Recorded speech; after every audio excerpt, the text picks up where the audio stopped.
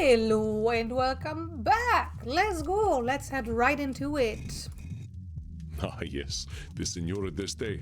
She certainly has a way with words. It ain't that. It's just this sense I get. Like she thinks I can be a certain way just because she tells me to. Aha. At least that makes her core distortion clear, doesn't it? You know what it is, of course. That lady's got control fallacies out the wazoo, and they've given her centuries of stress. I do not know this term, wazoo, but you are correct. The woman who chooses immortality so that she can ensure her family makes the correct decisions probably... And taking out her stress on me. Do not take her criticisms too much to heart, my friend. You are simply a convenient target, an element within her control. That still don't make it much fun. I will not deny that Senora d'Este is a confrontational client, but take her presence as a gift, however you can. A woman so powerful in her time has much to teach us. You have all the tools you need at your disposal to help her. Consider your approach.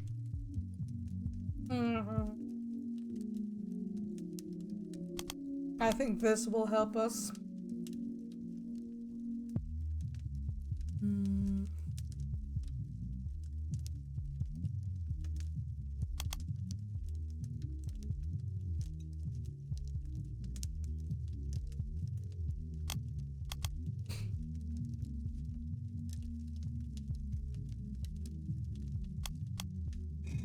All right, I think I'm ready. Back.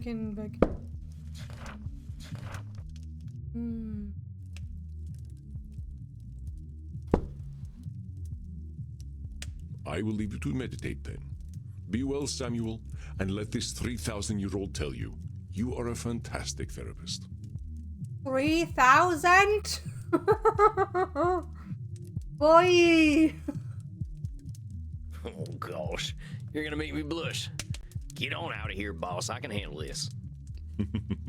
I know you can. Now I think I'm ready. And here she comes. A deep breath. Now, howdy, Senora. Nice to see you again. Liar. You are as pleased to see me as I am to see you, therapist. Therapist. We're gonna get straight into it, huh? All right, lay it on me. Why ain't you happy to see me? Because you are a worm. Yeah, I've been called a lot worse. You're gonna need to be more specific than that, Senora. You are a worm because of the way you wriggled into my mind the last time we spoke, leaving behind loathsome doubts. The only reason I am here is to confront you for your beastly behavior. I come to you in crisis, and you suggest that I am the cause of my own woe. Aren't you supposed to help me? Senora, you came in here telling me that art is dead. How am I supposed to help you with that? I don't know. But telling me that my existence has been a complete waste of time is not comforting. I definitely don't remember saying that, Senora. What I said is that you ain't gonna change the world for anyone, but that doesn't mean your work wasn't worth anything. That's what I call Nosferatu thinking. Remember what we talked about? There's always gonna be people who want space wars, and there's always gonna be people who want Michelangelo. Michelangelo? Who is Michelangelo? The guy what painted the Sistine Chapel. Michelangelo. Michelangelo did no such thing. Perhaps you are thinking of a man from New Jersey, or a turtle. It is Michelangelo. It is Liviosa, not Liviosa. Senora, you want to talk about wasting time? What's using me as a punching bag doing for you? Very well. I will speak plainly. I am angry with you, Mr. Walls. Yes, perhaps not all I did was a waste of time, effort, and pain, but to think that much of it was. This is most horrifying. Listen carefully, Samuel. It is not only truth that harms the Senora, but also the way she perceives truth. Yes, perhaps not all I did was a waste of time, effort, and pain, but to think that much of it was. This is most horrifying. Listen carefully, Samuel. It is not only truth that harms the Senora. Yes, perhaps... Listen carefully, Samuel. Yes, perhaps not all I did was a waste of time, effort, and pain. Maybe it'd help if we looked at that wording you used. A waste of time, effort, and pain. Even if you didn't achieve your goals in them efforts, you can't just say they were a waste of time. Now, if you were sitting in bed for 400 years watching bad TV, then I might agree with you. A disgusting notion. I am already dead. I do not need my mind to actively decompose by watching Batflix's latest trash. So maybe let's reserve waste of time for trash, huh?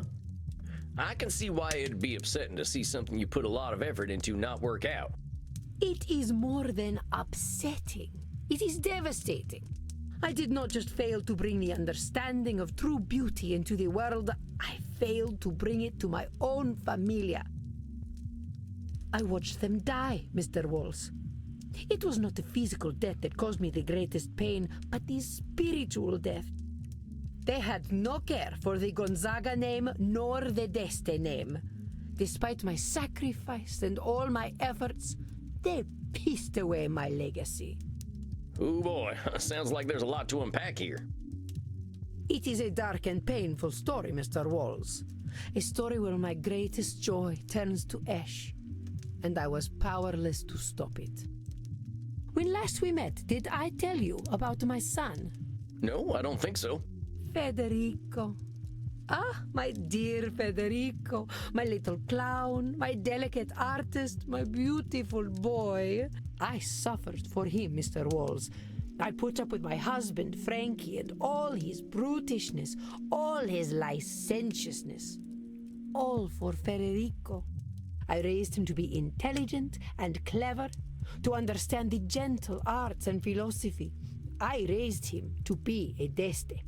But for all my efforts, I could not cool his Gonzaga blood, and it persisted for a century to the ruin of our house. I know great powers, Samuel, but power over blood, that I shall never have, and there are none who can. I hate to break it to you, Senora, but every kid's got two parents, whether they know them or not, and kids have got minds of their own.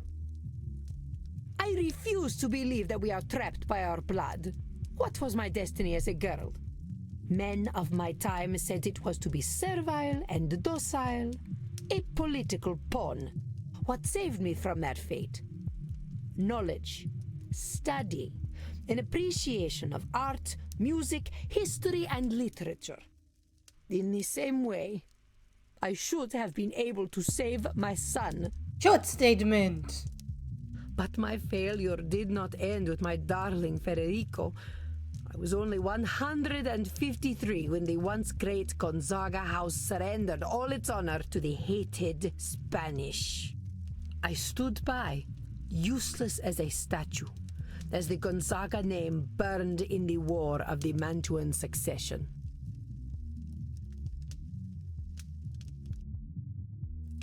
What's this War of the Mantuan Succession all about? Do you know nothing of history at all?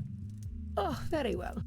It all began because my fool of a great-great-grandson, Vincenzo II, did not listen to me. Instead of dutifully procreating with his wife, he decided to impregnate mistresses. When he ate himself into the grave, the line of succession was broken, and the French and Spanish swarmed upon my home like cockroaches. I killed a great many of them myself, but it was not enough. Eventually, the Gonzaga lands were given away to both countries. Of course, this is common knowledge. I would have had your tutors beaten. Senora, the only tutors I ever had showed up after eating a can of baked beans. Disgusting. So wait, there's a whole ass war going on and you're supposed to stop it? How's that work? I gave up my humanity to guide my familia through the ages. If I could not do that, what was the point of becoming undead? The Signora has put a lot of pressure on herself and dire consequences for failure. Would you not say, Samuel? I gave up my humanity to guide my familia through the ages. If I could not do that, what was the point of becoming undead? Wait a sec, Senora. You're saying that if you couldn't guide your family, becoming a vampire was entirely worthless. Is that true? Mr. Walls, what is our purpose other than to leave a legacy? Do you suggest we float through existence like spineless jellyfish? You're a clever, intelligent woman, Senora. The opportunities you got ain't nothing like mine. You're taking it to extremes. I'm saying you're putting all your eggs in one basket, but you got loads of baskets and loads of eggs you're ignoring. I do not desire those eggs or those baskets. You know that for sure? No, of course not. I understand what you are trying to do, Mr. Walls. What am I trying to do, Senora? You are trying to tell me that I've been living a lie for more than 400 years. I ain't doing anything like that, Senora. Do not fret, peasant. We are in agreement. I have been living a lie. We all have. As I told you last time, I know my own foolishness. But time has not made my mortal concerns fade. In my mind, I know that virtue, love, chastity, wisdom, honor, these kinds of words were created by men to make us supplicant. But, fool that I am, I still love the idea of virtue. I have loved it ever since I was a child. I used to love all the tales of Roman mythology. I saw myself in all the goddesses. I saw my strength and chastity in Diana. In Minerva, my wisdom. In Venus, I saw my timeless beauty and romantic nature. Romantic nature? Romantic nature? What a wretched parrot I hear. Do not look at me so. Yes, I was a romantic. Until reality came crashing down upon me. Look at this painting I had commissioned. What am I looking at? I don't know much about art. Some naked people.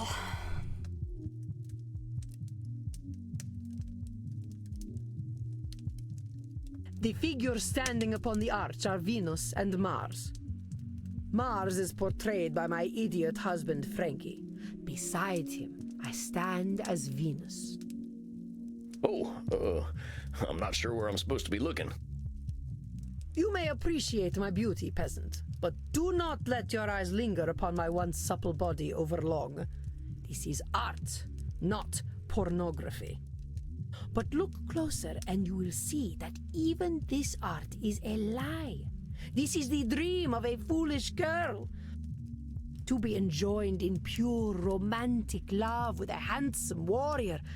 I believed so hard, Mr. Walls, that I thought I could make it true. But this handsome man is not Frankie. This is Frankie. He is not Mars, but Vulcan. Well, he's got some abs. I'll give him that. Yes, I did not shy from truth. But see how love's aim goes amiss and strikes his gangrenous penis rather than his heart. See the grapes behind him, for the drunkard is never far from his true love. See how he flails helplessly, as if begging a true warrior to put a sword in his belly. I'm sensing we've got some work to do around your husband. Whatever gave you that impression? I don't know.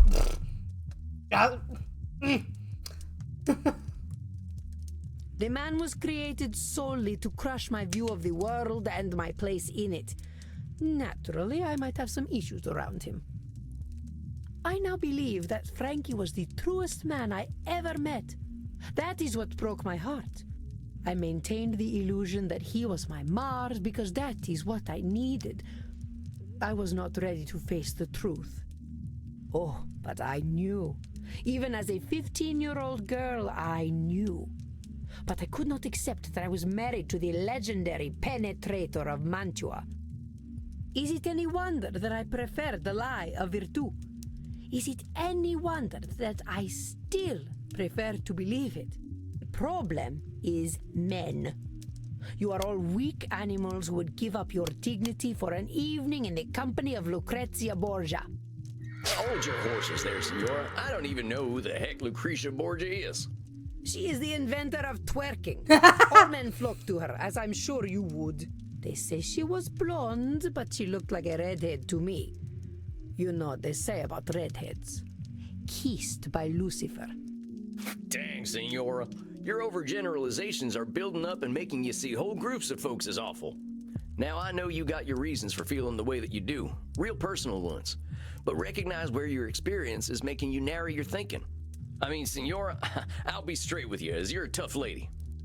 Here's where I think it's coming from.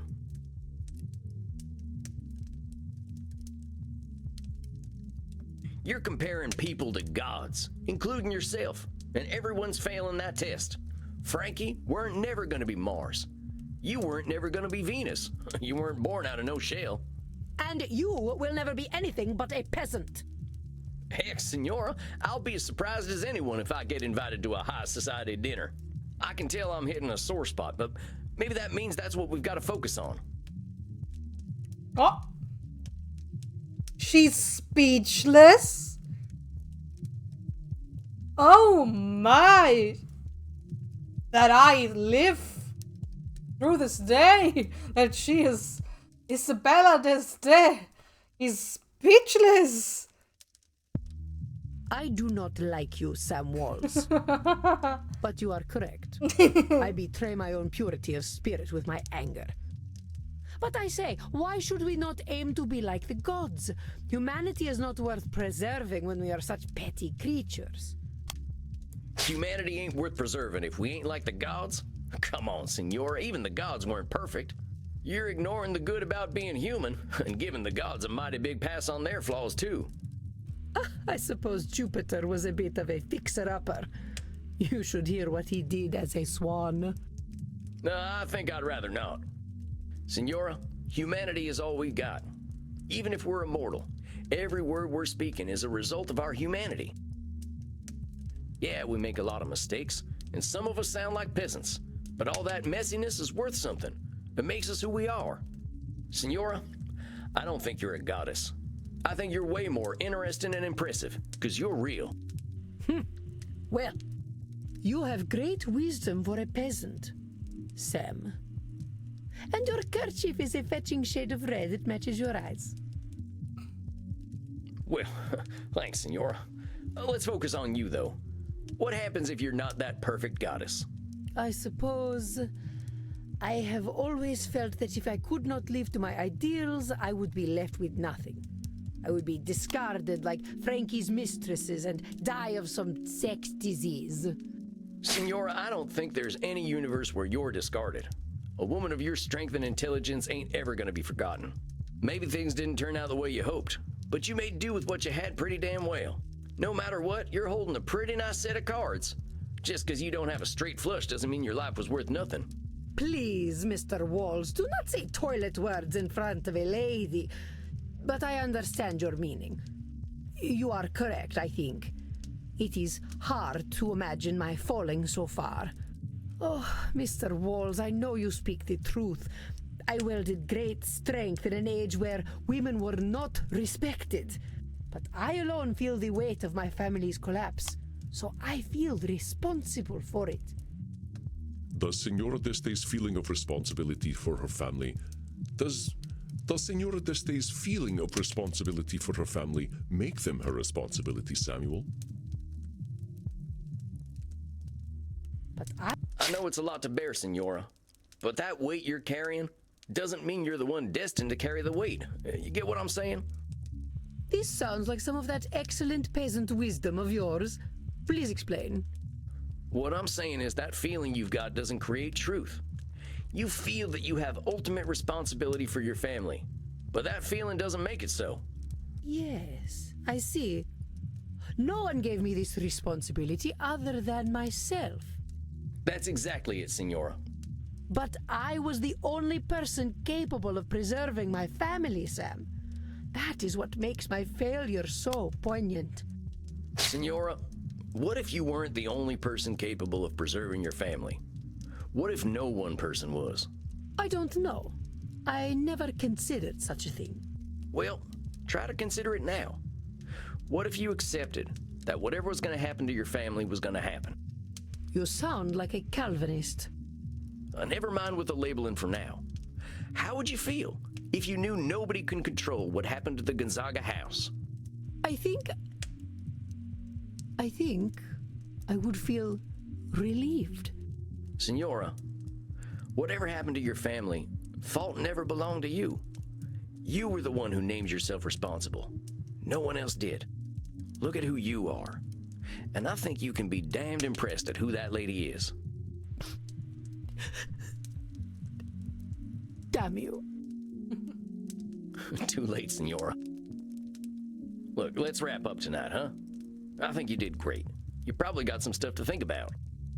Yes. Thank you, Sam. I will see you in a month. Of course, Senora. I'm looking forward to it. Goodbye, Sam. Samuel, it appears you have an admirer. Oh, shucks.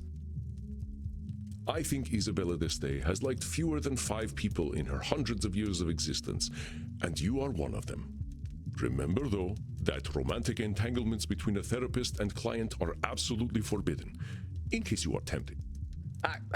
Come on now, Andy. I ain't gonna do anything like that. Of course, should the mind wander into fantasy, that is entirely acceptable. You're just messing with me now. I could not help it. It's rather cute. The First Lady of the Renaissance and humble cowboy Samuel Walls. Quite a picture, isn't it? Okay, that's it. I'm getting a drink. I'm sorry, Samuel. Please, drink. Ask Crimson for the Royal Virgin. It's my very best. I think you deserve it. Yeah, whatever. You have a good night, Andy. Rest in peace, Samuel.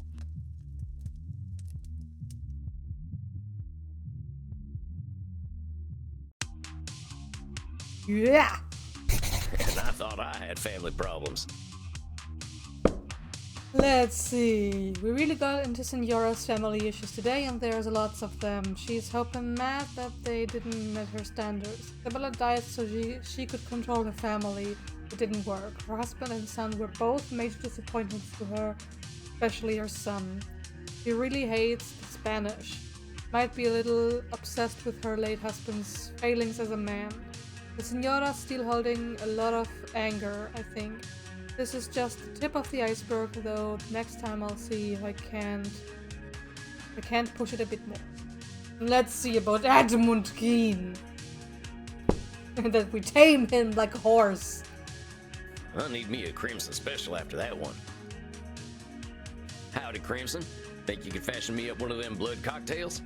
I reckon so. Got a lot on your mind tonight, cowboy. Yeah, just thinking about family stuff. I got this client who's got some real tough family issues to go through, and it got me thinking about my own. Or my lack of family, at least. You got any family left? I've got a great granddaughter kicking around apparently, but she's got no connection to this old cowpoke. Not sure what she'd say if a man dressed like a cowboy introduced himself as her vampire relative from the 1800s.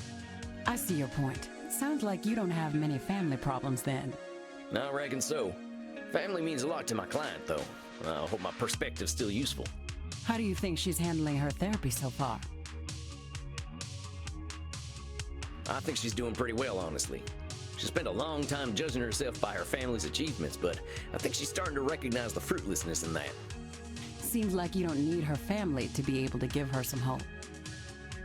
I suppose not. Rich family problems were never going to be my specialty anyway. You got family back home, Crimson? Yeah, I've got some family. We don't talk too much. I went a little wild after I got my diagnosis. They're not too fond of my lifestyle choices, but hey, at least I'm alive. And I get to hear them gossiping about how I don't age. Well, you chose a good age to stop getting older. I often wish I weren't such a dusty old corpse, but death comes when it comes. Sometimes he's still waiting for me to give him an opening. Death always is. Pardon me for asking, but is there a reason you're choosing not to be a vampire? There is, but I'm not talking about it tonight. A little mystery makes life a bit spicier, don't you think, cowboy? Oh, I wasn't trying to pry or nothing. Bullshit. I know you're curious. Here, consolation prize. But what is it? Black Widow. Black stuff's just food coloring. Figured you were in the mood for a scary lady tonight. Thank you kindly, ma'am. Think I'll take this to my coffin for a quiet night. You do that, honey. And don't spill in Andy's coffin. He'll act like he's not mad, but you know he's mad. Why should I be upset? What has happened has happened. Not bad, cowboy. Get the hell out of here. Okay, I'm going. See you later, Crimson. There we are. Gotta get me one of these fancy coffins for back home. Now, let's see. What am I in the mood for? I think I'm either gonna find a passage from Little Women that suits me, or I'm gonna watch Shemp get smacked in the head with a hot iron. Or I'm going to bed. Little Women. I can always turn to the Alcuts in my times of doubt. Somehow they got above it all and started exploring humanity. I really loved the movie, but I haven't read the book. And I love Emma Watson. Now, where was that line? All right, here in Chapter 8. I am angry nearly every day of my life, Joe, but I have learned not to show it, and I still hope to learn not to feel it, though it may take me another 40 years to do so. Yeah, that sounds like the Senora. Hope she doesn't have to wait too much longer, and that I'm not making it worse. Well, that's enough fun for one day. Good night, son. See you in hell.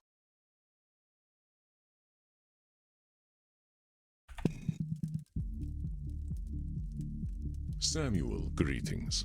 I believe you are seeing our actor friend tonight, are you not? Yes, but we're doing that in the next episode. So let's do this and this. Oh, so much changed. And yeah. See you in the next video. Thank you for watching. Bye-bye.